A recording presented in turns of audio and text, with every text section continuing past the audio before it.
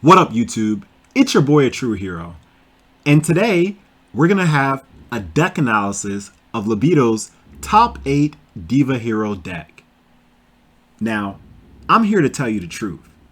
It's never been a better time to play heroes. This past tournament was phenomenal.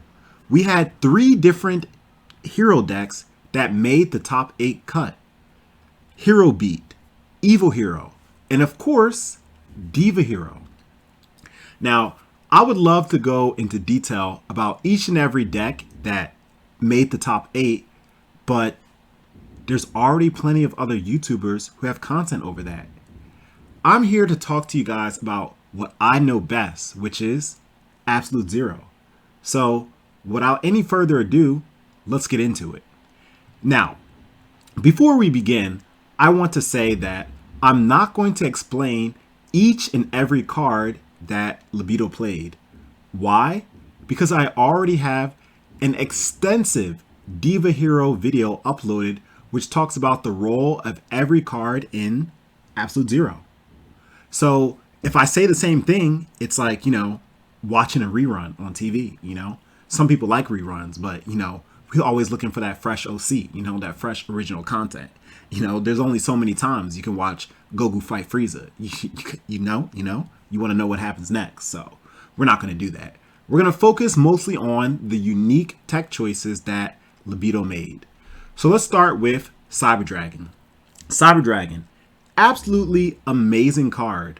One, it's a free special summon. And special summons are nice. You don't have to waste your normal summon.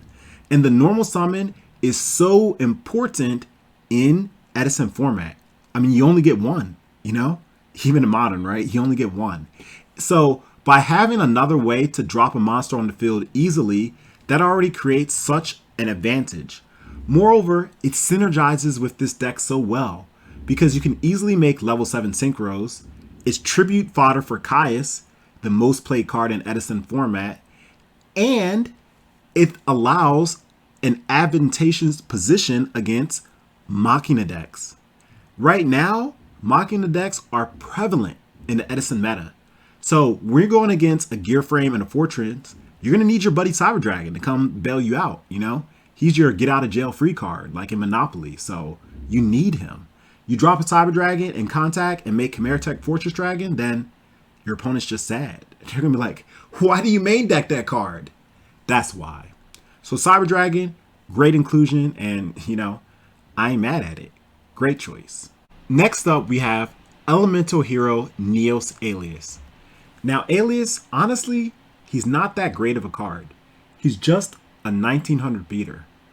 But don't get me wrong, our boy Alias, he's been eating his protein. He's been hitting the gym. 1900 is a great baseline attack for this format.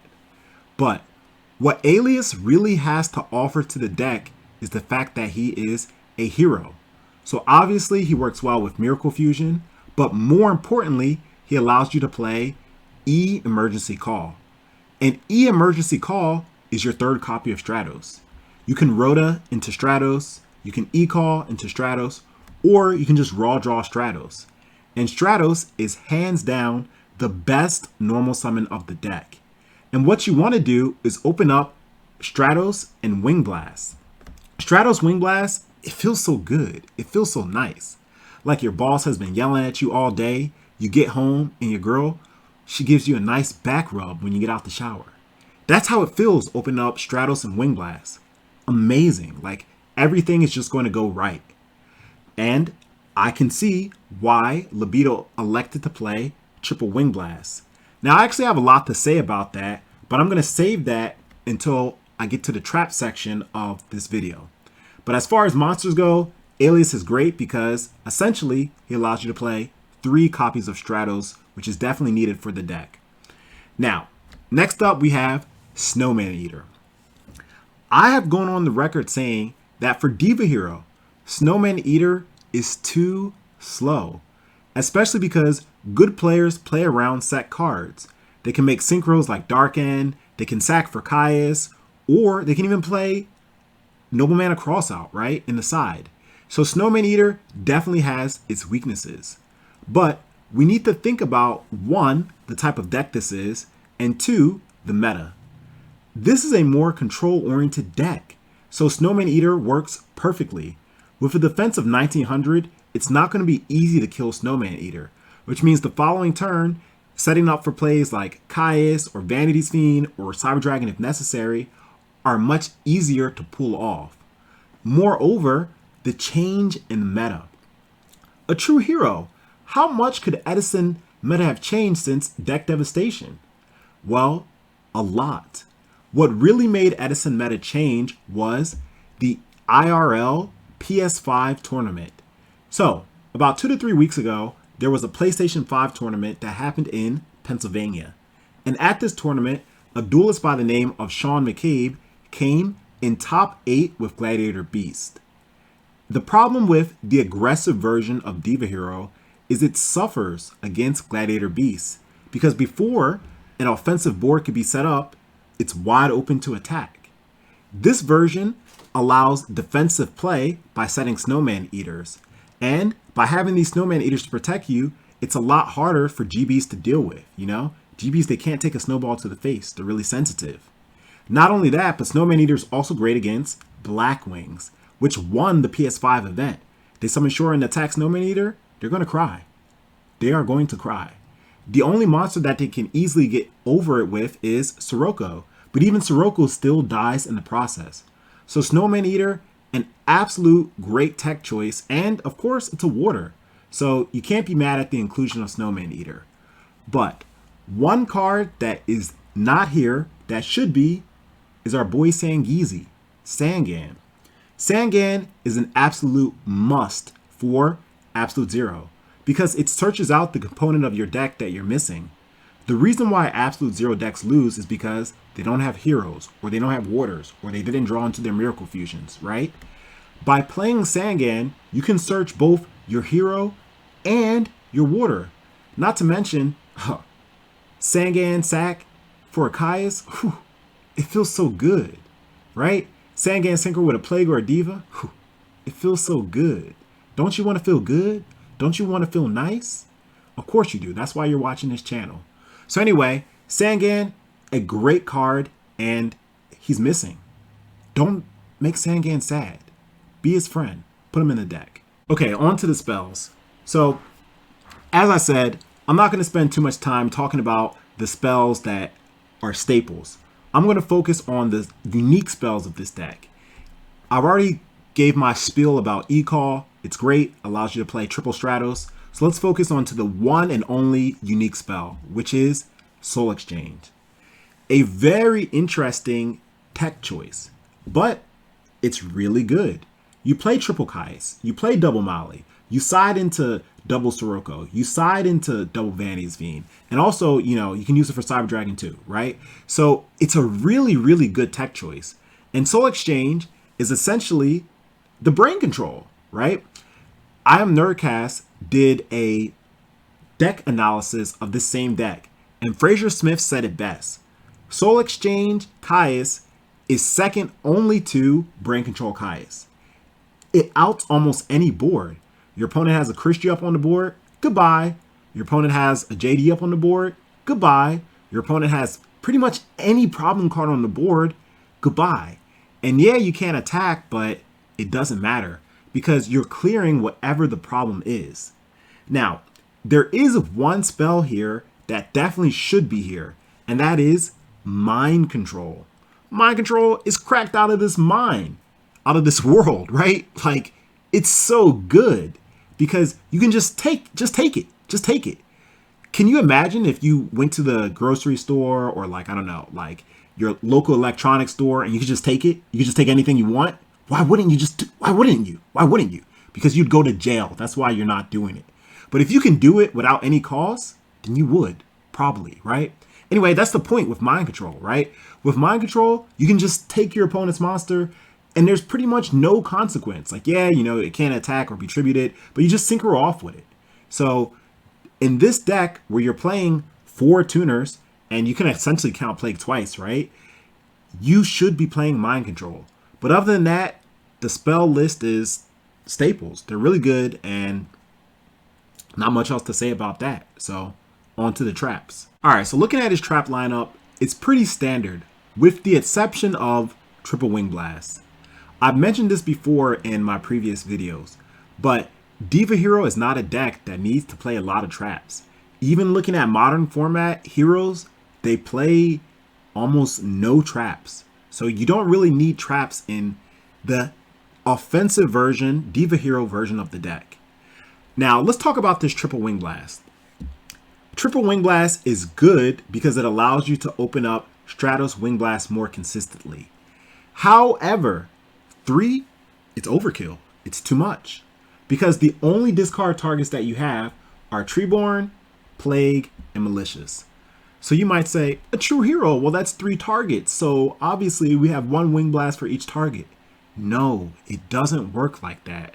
What's going to happen more often than not is you're going to discard cards that you don't want to discard. You're going to discard cards like your Caius. You're going to discard cards like your Snowman Eater or Prodigy, right? And you might think it's not so bad discarding those cards, but they have a purpose in the deck. You really only want to discard cards that don't make you go -1. If you discard Plague, Malicious, or Treeborn, you're not really negging yourself. So 3, it's overkill. You know what I mean? It's kind of like when you drink too much alcohol. It's like you can have too much of a good thing. You drink too much alcohol and then you forget things. Like you forget to like, comment, and subscribe on this video. So don't do that, all right? Don't overkill. So I think when it comes to Phoenix Wing Blast, 1 to 2 is best. 3 is just, it's overkill. You're going to discard real cards and you're going to feel sad about it. So moving on to the side deck. The side deck is very, very well done. Double Sirocco because Black Wings are everywhere. They're like mice or like rats in New York City subways. Like they're everywhere. So you need Sirocco because 1, he's a 1-card commitment to the field, so you don't have to worry about Icarus attack. 2, he can pump himself up and deal a lot of damage to Black Wings, and Black Wings kind of have a hard time dealing with Sirocco unless they have a Sirocco of their own. So an excellent card choice to side against Black Wings. And Diva Hero playing so many dark monsters, it's really difficult to side Consecrated Light. So you gotta love Sirocco. Cyber Dragon, great. I've already explained about him, so I'm not gonna go into too much more detail about that. Double Vanities, amazing, right? So I sided double Fossil Dyna, but because this version is more control oriented, double Vanities is better because it works with Soul Exchange, it works with the double Snowman Eater, it just works. Now, Soul Exchange, great. Soul Release, great. Soul Taker.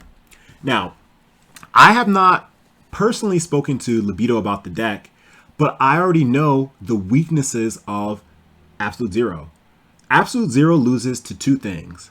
1, it loses to Absolute Zero itself, drawing bad.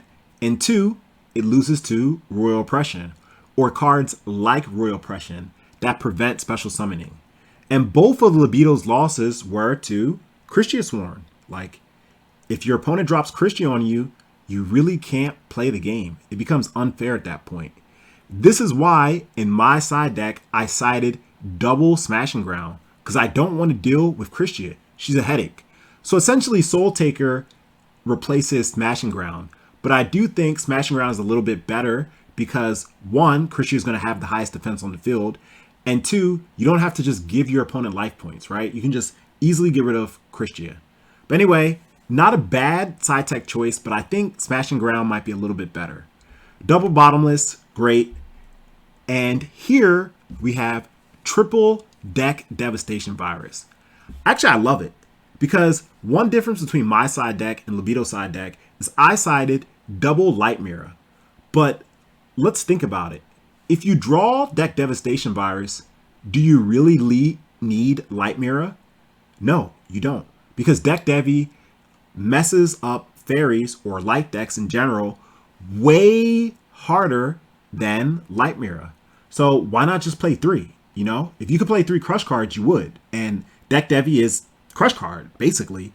So I really, really like the triple deck Devi over the double Light Imprison Mirror. Really good choice. And double Dust, standard, right? So I'm not going to go too much into the extra deck because all of these extra deck cards are all staples, right? The only thing that he has that's really different from mine is Wurm. And Wurm, you don't make him too often, but when you do make him, it's game. I mean, Wurm, like, your opponent's picking everything up and you're just going to kill them that turn. So Wurm, really, really good if you can find the space to put him in your extra deck. So overall, Libido definitely had an interesting twist on Absolute Zero. I really love how controlling he made the deck. It worked out well for him. And I'm going to end this video with the same phrase that I started the video with. It's never been a better time to play heroes. So whether you want to play the aggro version, like the one that I top with in DDV, or you want to play the control version, I do think both are good. Based on the meta now, this control version might be a bit better. But that's not to say that the list is perfect. Because in testing, you're going to find out some of the things that I said to be true. Like a lack of Sangan helping your search for having waters and heroes. And triple wing blast being a bit too much. And also, you might find out that you need that second smashing ground or that second soul taker to get rid of problem cards like Krystia. So overall, a really, really good deck. Let's, gotta give my props off to Libido. Thank you for playing this deck, for inspiring other people to play it. And until next time, guys, a true hero out. Peace.